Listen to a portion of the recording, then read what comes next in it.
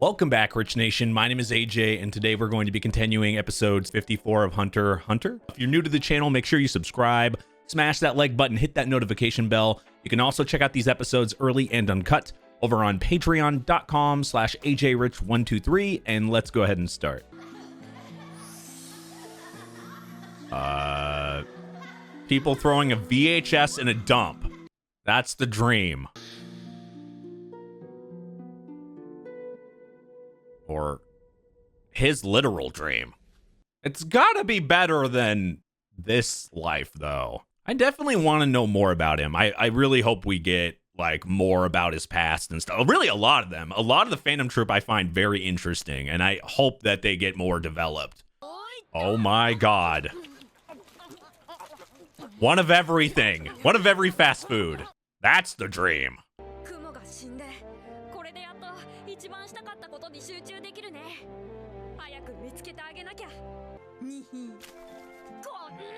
I mean, this is what Kurapika needs, though, is a little bit of wholesomeness like this back in his life.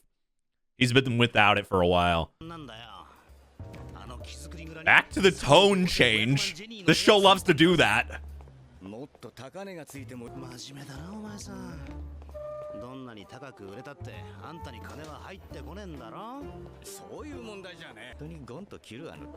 They are like an unlikely group of friends.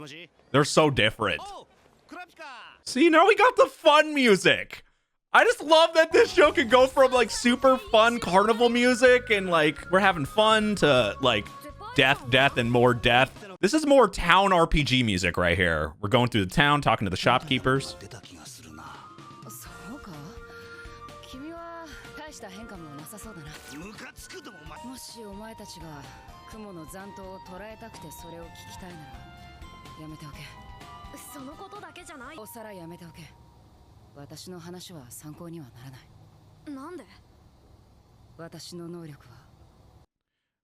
Oh yeah, the ability that he used. Yeah, of course that would be useless to...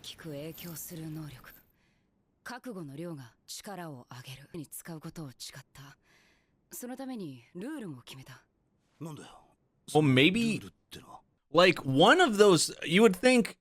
Couldn't they learn something similar and maybe make a vow themselves or something for something completely different or whatever?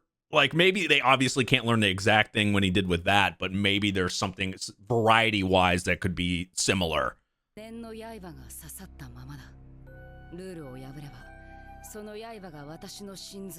Jesus. Yeah. Pretty dark. Because he trusts them, that's why. That, oh yeah, that too.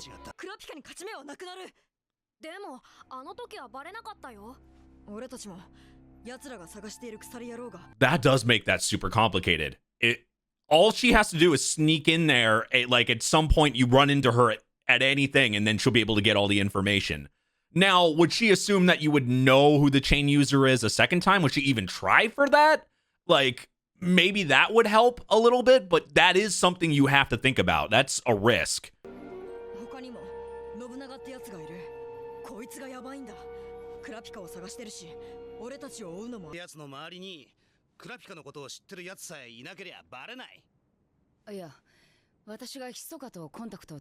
He would be the only one that knows, obviously, but he hasn't said anything, obviously.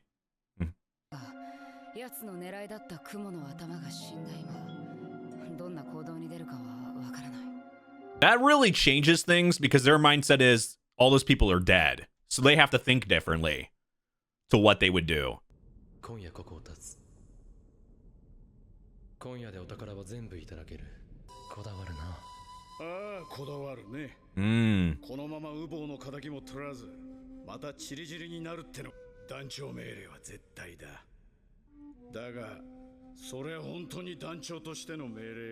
What does that mean?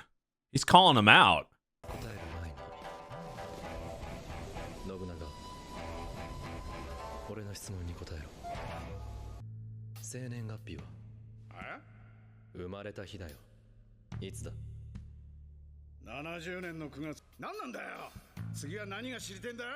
Does he think something's off?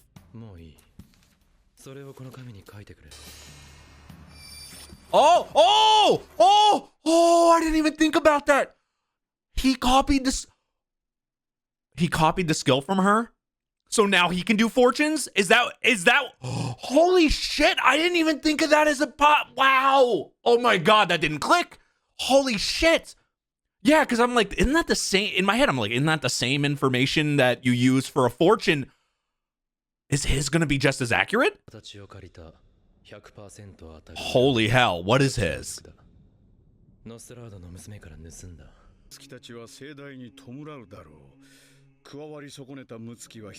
The first moon having missed his opportunity continues to... Okay, so this is his. Because it sounded similar to the other one. The calendar loses a precious component, which is true. He lost Uvo.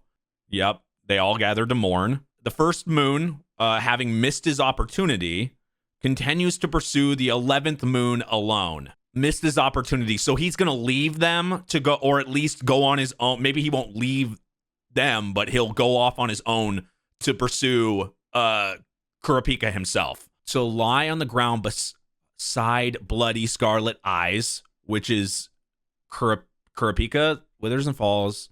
Sorry, I'm going to pause a lot on these. But the spider does not stop even after losing half its limbs.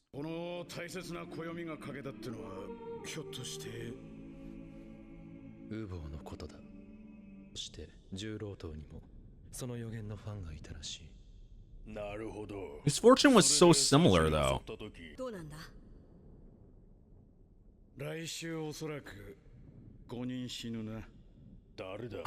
5. Next week, 5 of them are gonna die, which is...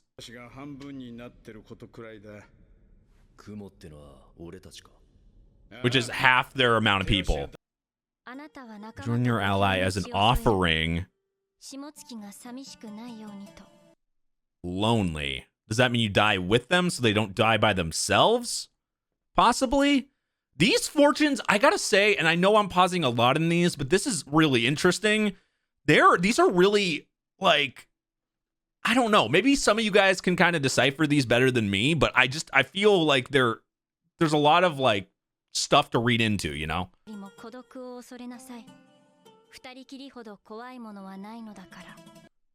You will find eternal rest, meaning you're going to die. So you're going to go and join somebody so they're not lonely in a room by themselves. That means you're not going to die initially, right? So you're going to join one of the other spiders, it says ally, so you would assume it's a spider. You will find eternal rest in a room filled with black merchandise. So somewhere you're like maybe guarding something, like maybe you're guarding like the merchandise or maybe auction stuff or something like with one of the spiders, and join them because so they wouldn't be by themselves. And you have the most to fear when you are alone with another. And that might not be specifically just one person, but maybe she's not going to be good on a 1v1, or maybe that specific person would do something to her if they're by themselves together. And that's how she dies. I love that a couple of lines are different. So you can just tell if you're going to die.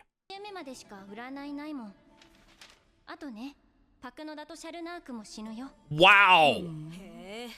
And they're not even flinching. Uvo, yep.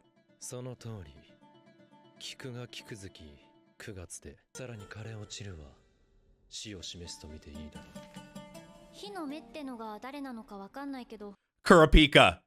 Kurapika's gonna kill all of them? Oh shit.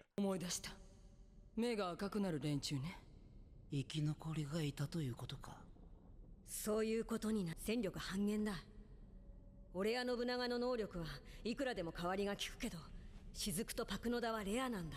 I like how they didn't flinch that they were gonna die. And also, they're more worried about, like, losing powers to her. They're really, like, loyal to the spiders in general. Like, they don't think about themselves individually. This is something I'm noticing. Like, they're not worried about their lives to be in this type of group. Like, they're like, oh, we're more worried about the rare powers that we might lose as a whole. Wow.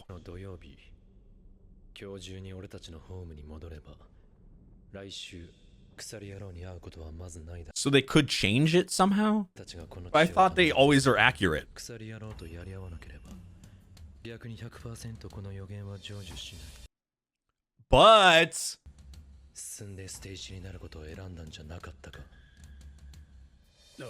But Nobunaga's fortune tells him that he's going to go off on his own, so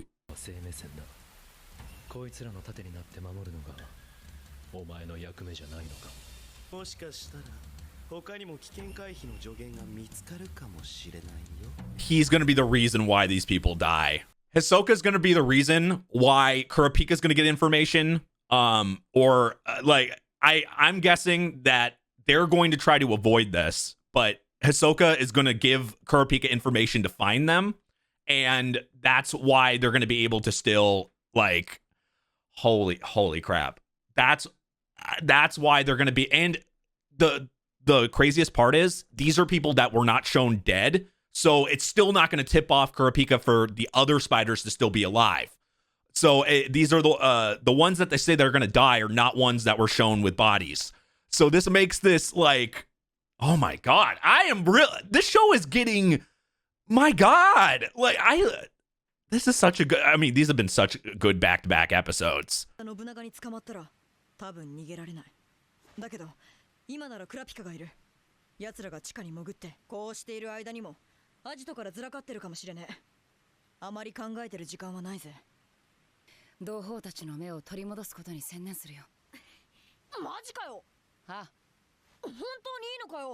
But Hisoka was like doing something on his phone. Is he sending a message or? That's it. Oh no. This is going to change it completely. What'd he say? No! No! That's all he had to say. Oh god. Oh god. That's all he had to say. I thought he was going to just like tell them, because they do know where, actually they do know where they're located. So if they like went right now, they could find them. But that actually changes it a little bit, because I thought he could still kill them because it was just all people that are supposed to be dead, or that are supposed to die, were not the ones with the bodies. But wow. Hisoka, yep, that's the reason why this prophecy could go true, is because like the one thing that Chrollo doesn't realize is that Hisoka is giving information. Well, change of plans.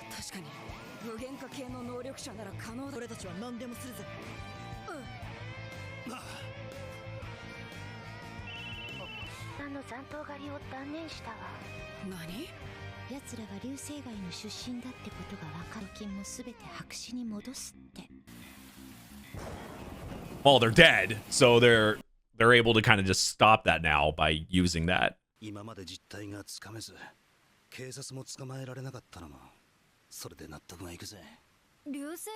That's what I was gonna ask. So a secret city?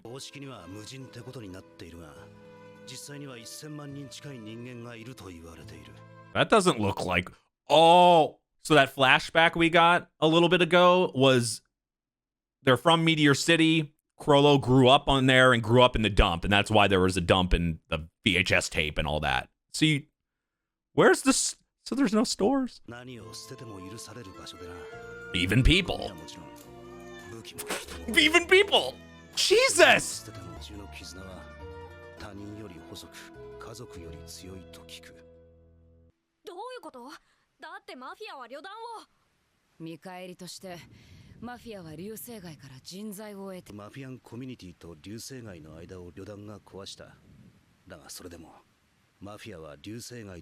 And they all got their fortunes now. So Hisoka's. Okay, so a red-eyed customer will visit your shop, which is meeting Kurapika, right? Half angel, half deathbringer.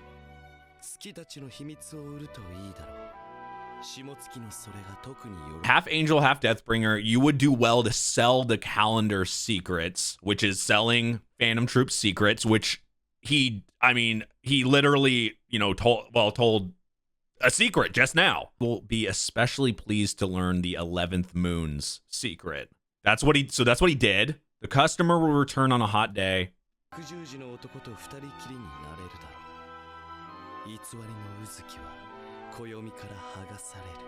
Okay, so I could not remember Hisoka's number. I know it's shown it. I couldn't remember, but I feel like to get this information, I need. So he's number 4.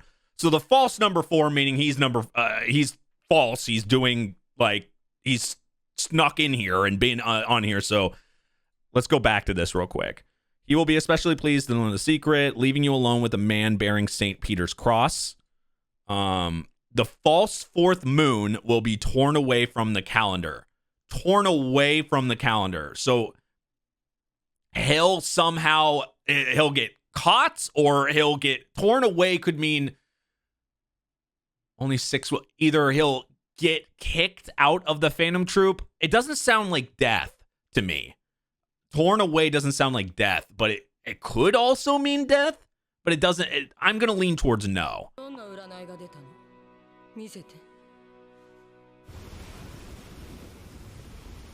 Won't this like confuse things? But he was the one suggested doing this. Oh shit. That fortune tells everything.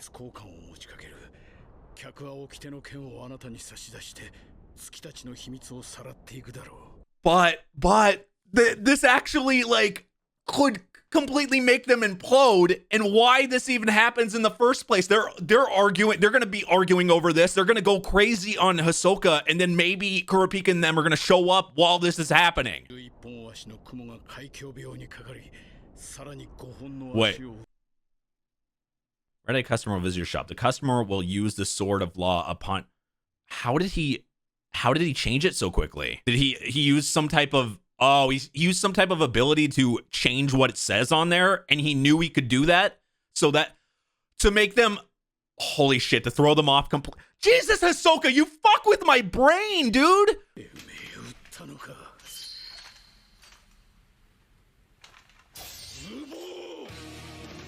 I mean, he still changed some of it though. The thing is, like, why did he change some of the lines? A red-eye customer will visit your shop. That's the only line. Seeking to make a trade. Yeah, he changed everything after the first line. Customer will use the sword of law upon you, taking the calendar secrets with him. So he, like, to him, it's like he forced him to give secrets. So now it's going to make Hisoka look like he was, or actually it'll make it confusing because now it's not he intentionally did it. Now it's acting like he got forced to tell the secrets instead, which is going to make things a little bit more confusing. Not everybody. Wow, that's smart. With the fortune changing, it only makes sense that Hisoka did something to change what it says. I don't understand how he did it though. He was able to do something, some type of ability or something to be able to change it like that, right? But he did it in a way that doesn't screw over Kurapika. It puts him at a better light, but still makes it that he gave information. So that means like he gave information out, but he made it seem like he got forced to give the information. And then just as I'm gonna have to read the other lines again. But this reaction would have been another 30 minutes. So I apologize. I think this is the most pauses I think I've ever done, and it's because the fortunes, I can't help but try to read into them as much as possible. And this episode is just kind of a mind fuck to me. Like completely just so much going on with like the fortunes and what's going to happen. It's so easy to read. Not easy to read into, but just a lot to read that I found myself pausing, going back, thinking things through, and just there's just a lot to kind of break down. But from what I can get, Hisoka pulled a fast one. He is going to be the obvious reason why the original reading that Chrollo got, it's going to have to come true. It's the reason why that'll come true. It's because he's doing this and he's manipulating everything. But how he changed the biggest one for me is how the hell did he change the fortune like that? And it's like, and why did he do that specifically? I've said a couple reasons and possibilities, but I feel like there's more to it, why he would change it to, I mean, he could have easily, if he was going to change it, why wouldn't he change it to something that didn't tell anything. Like, he could make himself seem like he was going to die, or he was just going to be beside them. Why did he do it that way? That's the interesting thing to me. But this was an amazing episode. I feel like this is going to change, like, the show in general. We know Kurapika is going to show up.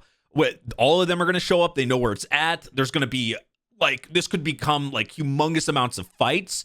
But also, like, does this also mean that there's a possibility that they can make these fortunes not come true? That's the other thing. Like, I don't want to rule that out completely. Like, even though we've seen this stuff come true, is there a possibility to make it where it's, like, where it doesn't come true? And also, because he copied the ability, is there any possible way that the accuracy could go down because he copied it? Like I said earlier about copies and stuff, I always feel like there's got to be some type of flaw in the system. This is an assumption by me. It could be a perfect copy. I think I just can't help but think of, like, some possibility of something being flawed when it comes to, like, an ability or skill. And I also just love to theorize, make theories. So, great episode. I feel like I could have deciphered this for another 30 to 40 minutes, but I don't want to, I straight up don't want to, like, make you guys go insane, and then editing is going to be an absolute nightmare for YouTube. So I'm just going to say thank you for watching. We will go into this in the next episodes. If you're new to the channel, make sure you subscribe, smash that like button, hit that notification bell. You can also check out these episodes early and uncut over on patreon.com/ajrich123. Thank you for watching, and I will see you guys next time. Bye-bye.